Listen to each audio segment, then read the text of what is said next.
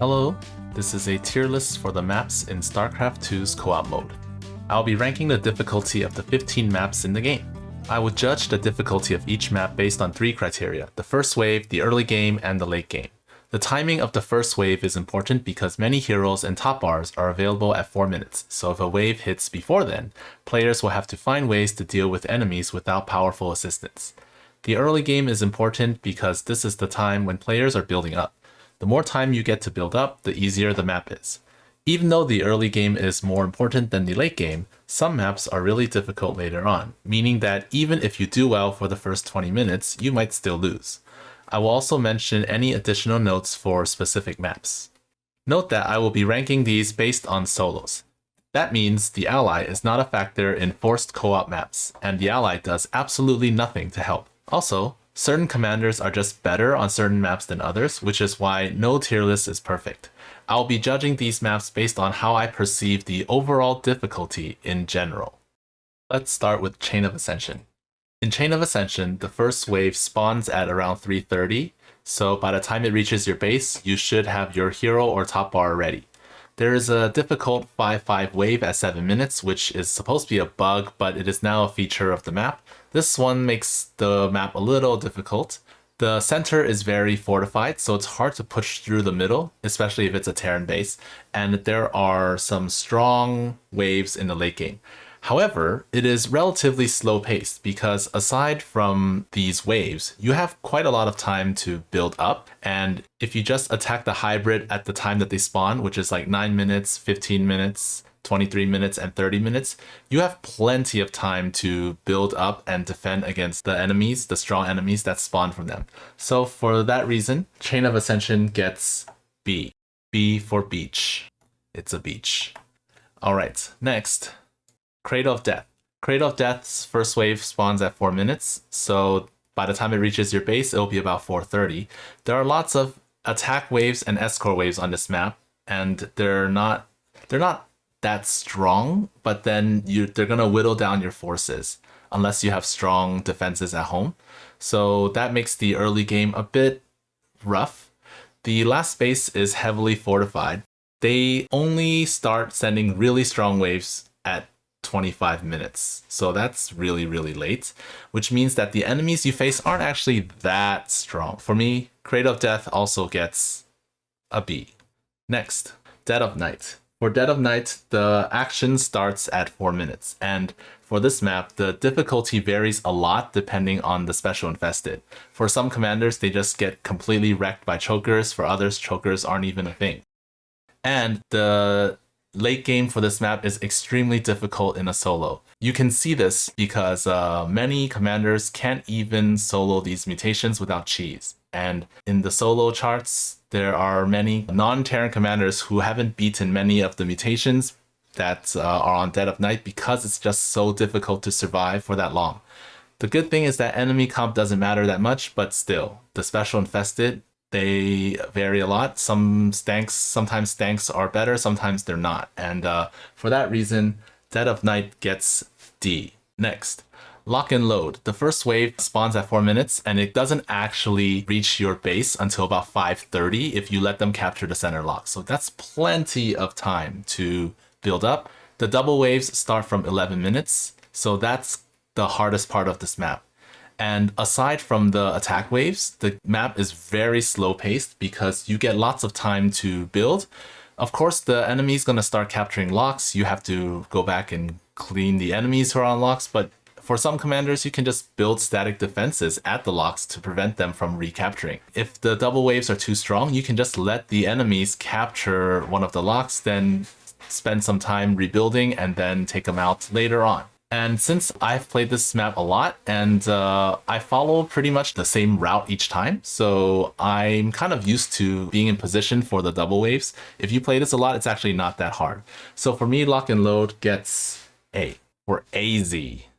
Next, Minor Evacuation. The action starts at 4:45, which is the first ship after a panic launch.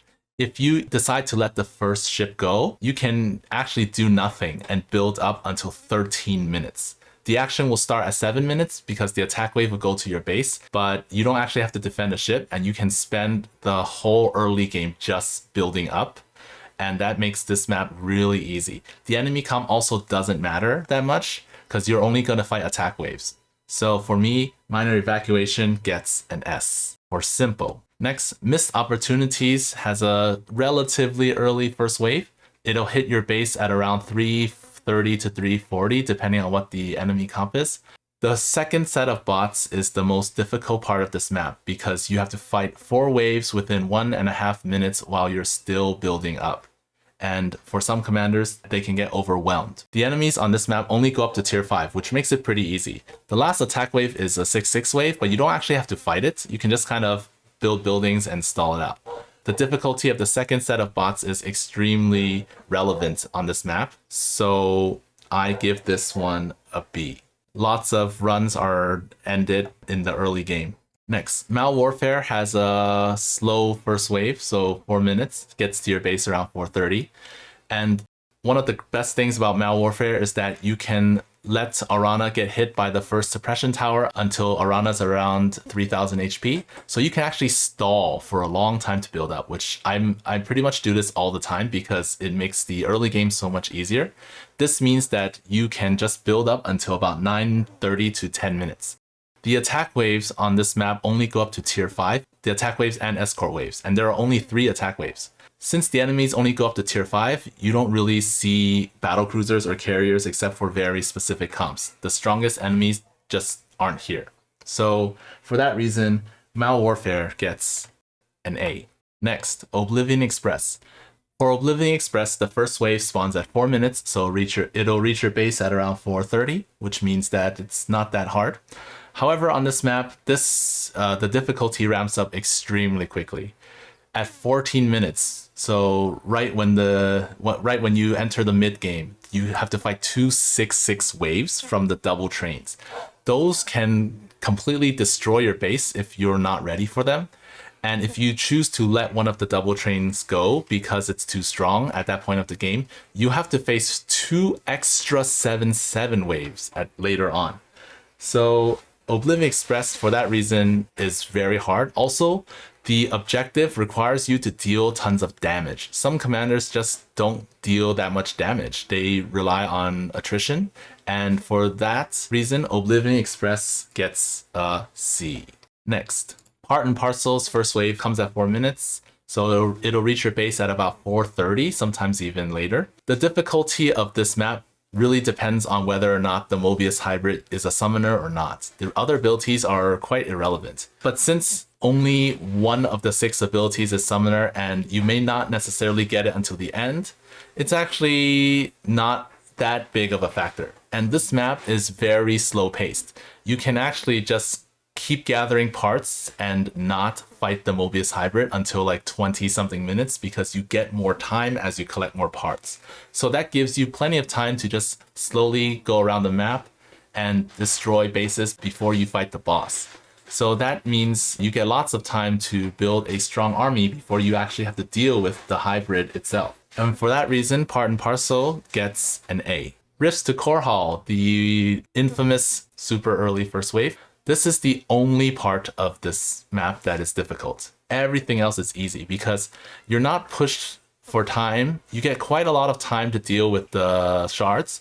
There are also many ways to snipe the shards. So a lot of commanders don't even have to fight the middle encampment or the encampment outside of the last area. You just kind of go around them.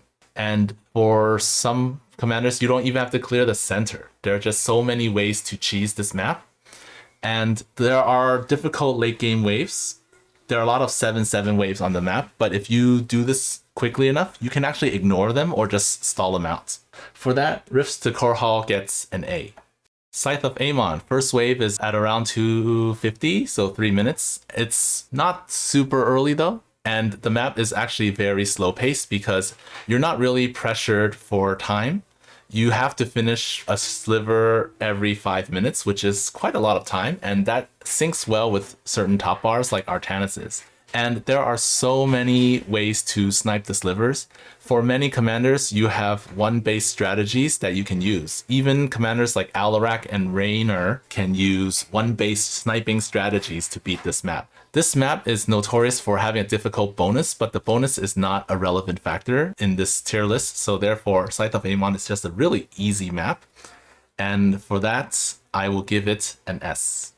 Temple of the Past. The first wave is at 310 or 315. They have to break the rocks, so they'll get to your base at around 340-ish, which is not too early. However, this map is hard because the mid game is where you have to defend multiple sides if you're fighting pattern A. If you're fighting pattern B, you just have like both enemies, both of those waves will be on the same side, which means you have to fight a huge wave in the mid game. It's like a tier 3 wave, but it's basically equivalent to like tier 5 or 6 at 9 minutes. That's very hard for some commanders. Pattern B is also more difficult because there is a third Thrasher. There are more hybrids, especially air hybrids, and some commanders are just not as good versus air.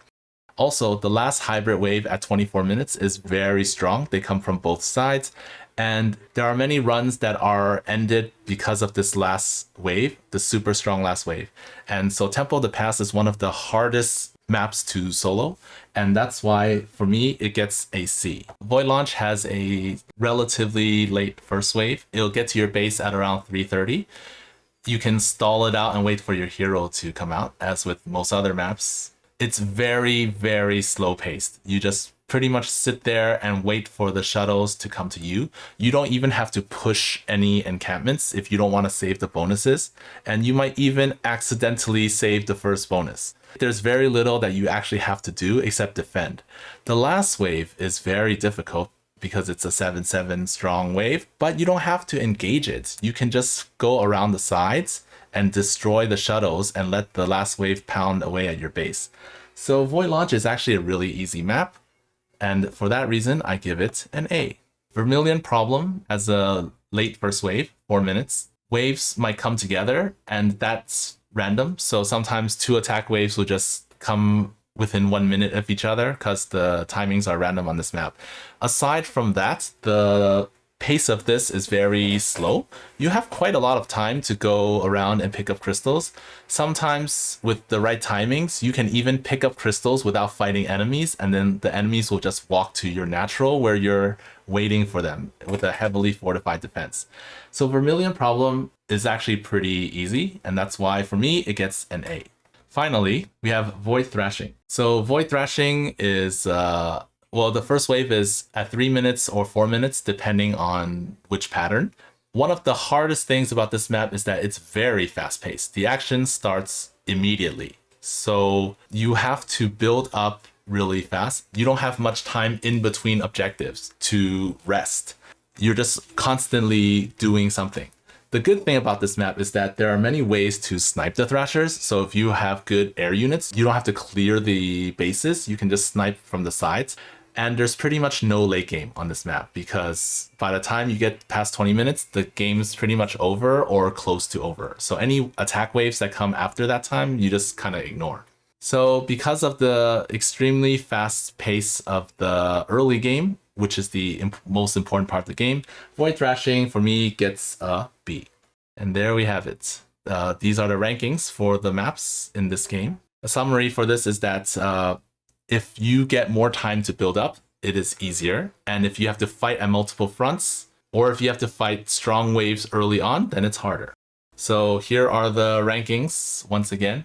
Dead of Night is definitely the hardest map to solo. You can do it easily with IDEF commanders, but not everyone is an IDEF commander. So in general, it's quite difficult compared to the other ones. And you may have noticed that these three, well, Dead of Night is not an IDEF map, but you need to defend.